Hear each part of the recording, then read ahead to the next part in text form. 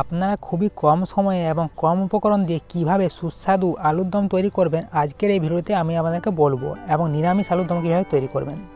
তো ভিডিওটি আপনারা শেষ পর্যন্ত দেখতে থাকুন। তো এখানে আমি একটি কড়াই নিয়ে নিয়েছি এবং কড়াইয়ের ওপর পরিমাণ মতো সরষের তেল দিয়ে দিলাম। তো সরষের তেলটি একটু গরম হওয়ার পর এর মধ্যে আমি পাঁচফোড়ন এখানে দিয়ে দেবো। তো এখানে পরিমাণ মতো আমি সরষের তেল দিয়ে দিয়েছি। তো তেলটি গরম হয়ে গেছে, তো এরপর এখানে পাঁচফোড়ন দিয়ে দিলাম। তো পাঁচফোড়ন দেওয়ার পর এখানে আমি আলুগুলি অর্ধেক সেদ্ধ করে ছাল ছাড়িয়ে নিয়েছিলাম। তো সেই অর্ধেক সেদ্ধ আলুগুলি এই তেলের মধ্যে দিয়ে কিছুক্ষণের মতো ভেজে নেব।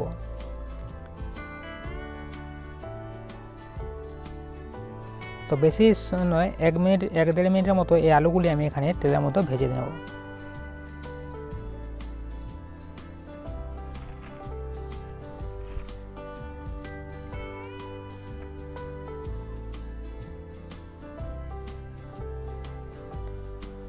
তো এখানে আলুগুলি ভাজা হয়ে গেছে। তো এরপর এখানে আমি পরিমাণ মতো লবণ দিয়ে দিলাম আলুগুলির মধ্যে, এবং এখানে হলুদ গুঁড়ো পরিমাণ মতো দিয়ে দিলাম।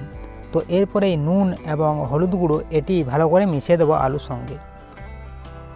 তো আলুটি অর্ধেক সেদ্ধ করা ছিল বলে এখানে ভেঙে যাচ্ছে। তো তারপর এখানে আমি আদা বাটা এবং জিরে গুঁড়ো এর মধ্যে দিয়ে দেবো।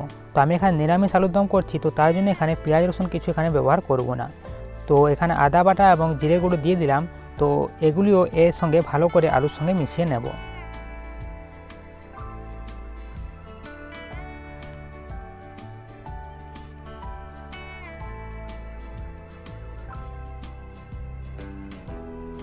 তো এখানে হালকা লঙ্কার গুঁড়ো দিয়ে দিলাম। তো আপনারা যদি বেশি ঝাল খেতে পছন্দ করেন তাহলে এখানে লঙ্কার গুঁড়োটি বেশি দিতে পারেন।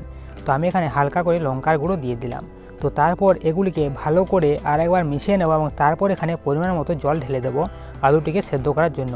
তো আমি এখানে যেহেতু আগের থেকে আলুটি অর্ধেক সেদ্ধ করে রেখেছিলাম, তো তার জন্য আমি এখানে বেশিক্ষণ সেদ্ধ করব না। তো কম জল দিলে এটি আমার এখানে হয়ে যাবে।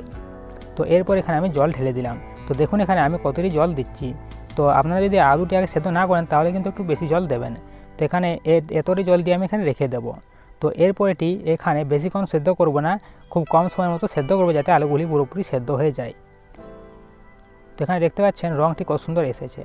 তো এরপর এটিকে আমি কিছুক্ষণের জন্য ফুটতে দেবো।